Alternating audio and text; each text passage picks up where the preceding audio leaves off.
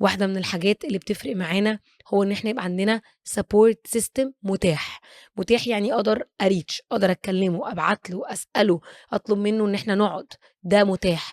تاني حاجة في الsupport system ومهمة أوي، فكرة إن الشخص بياخد صفّي في إنه يساعدني، لكن مش إن هو طول الوقت معايا وليكِ حق فابقى بيسخّنّي على الفاضي وما بيساعدنيش. على فكرة حاجة من الحاجات اللي بتفرق معانا إنه الشخص هو في صفّي بس بيغلّطني في موقف أنا عملته، ده اللي بيكبّرني. واحدة من الحاجات اللي بتفرق أوي في الsupport system إن هُم ييجوا جنبي، يقفوا جنبي ويبُصّوا على الموقف من عينيّا، بس كمان يبقى عندهم عينيهم اللي بتساعدني يقولوا لي بس الموقف ما كانش مستاهل.